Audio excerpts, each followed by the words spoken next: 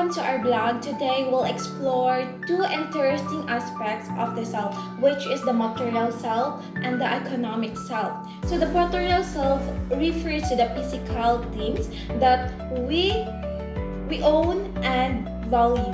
So like our clothes, gadgets, and home, which represent who we are. Meanwhile, the economic self focuses on how we manage our resources like money and time. So and how this shape our decisions and lifestyle.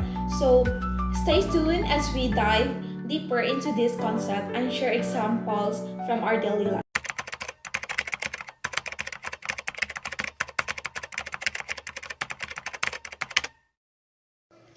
But before that, according to William James, a Harvard psychologist in the late 19th century, he wrote the book entitled The Principles of Psychology in 1890. So, William James is the father of American psychology. So, according to him, understanding the self is the examine through the different components, which is there have three components of understanding the self, which is the material self, the social self, and the spiritual self.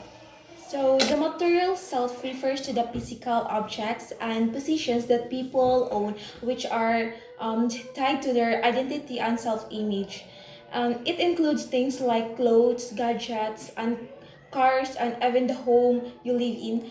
These items often reflect personal values, social status, or interests, and they can influence how others perceive us, as well as how we see ourselves. Essentially, the material self is how the things we own are connected to our sense of who we are. So, for example, owning a specific brand of smartphone or wearing a particular style of clothing can communicate aspect of our personality and social identity.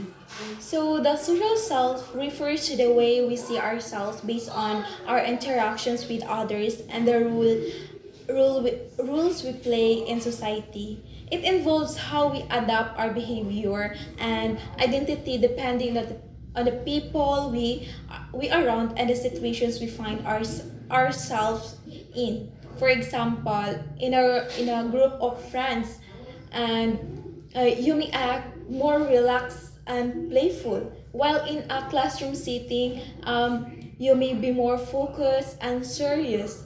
These changes in behavior reflect how our social self is shaped by our relationships and social rules.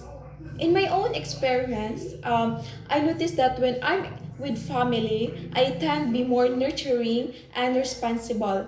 But with my peers, I can be more casual and outgoing.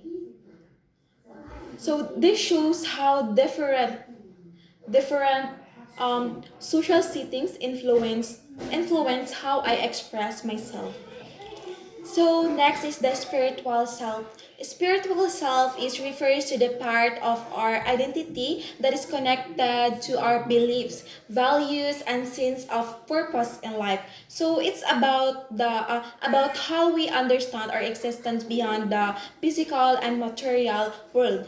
Often linked to our religion, spirituality, or personal philosophy. For example, someone who values kindness and compassion might feel that the spiritual self is expressed through helping others or practicing mindfulness. So, in my own experience, I feel that my spiritual self is shaped by my belief in doing good and finding peace in nature, which helps me stay grounded and focus on what truly matters. So the spiritual self helps guide our actions and decisions based on deeper principles that give meaning to our lives. Material self, presentation, and identity.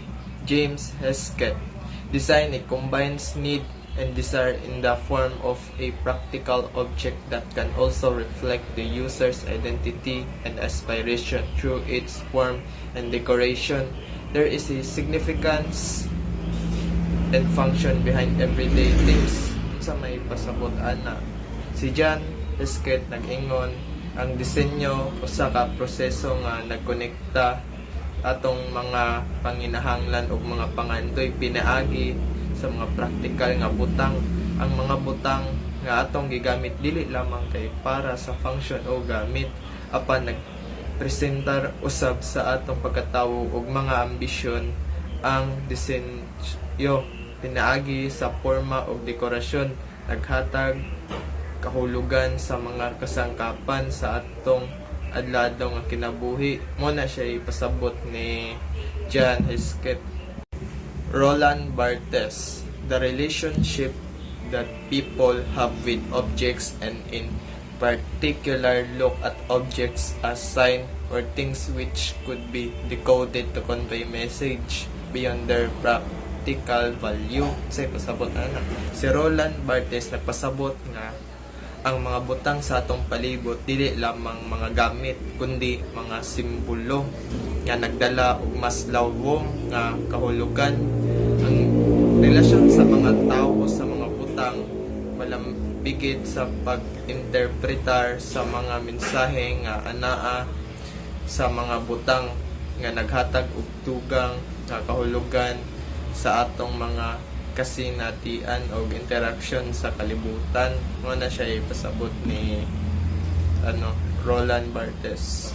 Self-concept. Ang self-concept mao nagpasabot sa atong pag-uswag sa kaugalingon isip usa ka bili importante nga maporma nato ang atong batasan ug mga hiyas aron mahimong maayo ang atong edukasyon o panginabuhi. Body. Ang body mao ang labing importante nga bahin sa material nga kaugalingon kini direktang naglambikit sa mga butang nga dili nato ikabuhi. Ang lawas adunay halapan nga koneksyon ug espesyal nga kahulugan mao kini ang sentro sa atong mga aksyon o pili. Clothes. Ang clothes nagpakita sa atong pagdayag sa kaugalingon ang klase o estilo sa sanina nga atong gisulob. Naghatag og epekto sa atong batasan o pamatasan. Ang sanina nagpakita sa atong personalidad ug mga pili. Immediate family. Silingan nga pamilya naglakip sa ginikanan ug mga igsuon nga dako kayo og bilingkod nga bahin sa atong kagalingon. Kung mamatay sila, murag adunay bahin sa atong kagalingon nga mawala usab. Kung sila malampuson, murag kita ang nakabutan sa ilang kalampusan. Ang pamilya nagahatag og gugma, suporta o proteksyon sa matag usa. Kini nga mga aspekto nagpalig-on sa relasyon o connection sa atong kaugalingon, pamilya o palibot. Today, I want to talk about what makes homes truly special. Home is more than just four walls and a roof. It's sanctuary of love, warmth, and connection. It's where laughter and echoes, memories are created, our traditions are born. Home is filled with personal touches like cozy reading books, cherished family photos,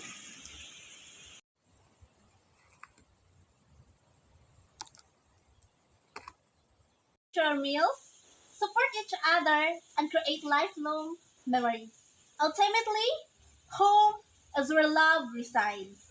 What makes your home special? Share your thoughts in the comments below. So there are different type of material of self, which is tangible versus intangible. So first is intangible materials. It is a physical of tangible products of human creativity that are invested with cultural significance in a society. So next is intangible materials. So intangible materials, it is untouchable values and beliefs in our life since the day when person was born.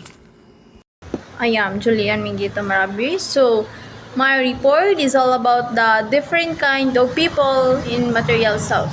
Okay, first is materialistic person. Being a materialism is not make us happy. The positive psychology shows that we are not statistically happier than previous generation. We not pursue the wrong source of happiness. So, it means is ang imong pagka-materialistic is not dili makalipay nato. But be positive. Okay? Be positive. Og ayaw dili nimo ipugo, dili ayaw pangitaa ang mga sayop sa imong kalipay. Okay, next is consumerism. Second is consumerism. This is a type of person who are the victims of greedy sell. They chose to buy something that cannot help for them. So it means is katuning mga tao nga na victim sa greedy sell, and then pataka ra og pili nga pataka ra sila pili but dili makatabang nila. Economic self-reliance. It means that individuals can support themselves financially and are better able to handle economic difficulties. It helps people build a strong foundation to grow and achieve their full potential. Economic consciousness refers to how individuals perceive and assess their own economic situation, including factors like their wealth, property, and financial risks. It plays an important role in how people make decisions and understand their place in the economy. Economic identity refers to how individuals view themselves in relation to their economic activities. It includes their thoughts, feelings, and behaviors about their role in the economy. This is James Rivali Smith. So today we're going to summarize our assigned topic, which is the material self and economic self. So, this section focuses on how people maintain extension of themselves through material possessions and maintenance of particular lifestyle, in the context of what the society values as needs and wants.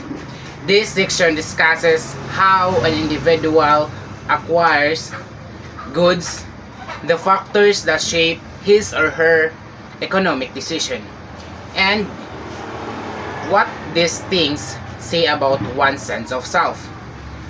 People are likely to purchase products that can relate to their personality.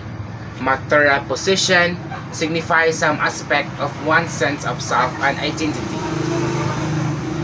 The decision that go into the purchase of items and certain services is dependent on a number of factors, including financial constraints, availability of items and services, and the influence of family and friends. So first is wants. Synonymous with luxuries, people buy them for reasons that do not warrant necessity. Secondly is needs. These are important for survival, which is foods, clothing, and shelter are basic needs, so people purchase them out of necessity.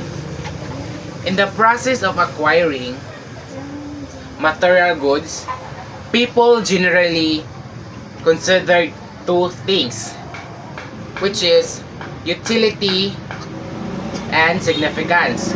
Utility concerned with how things serve a practical purpose, and significance concerned with the meaning assigned the object. It is also concerned with how objects become powerful symbols or icons of habit and ritual, which can be quite separate from their primary function.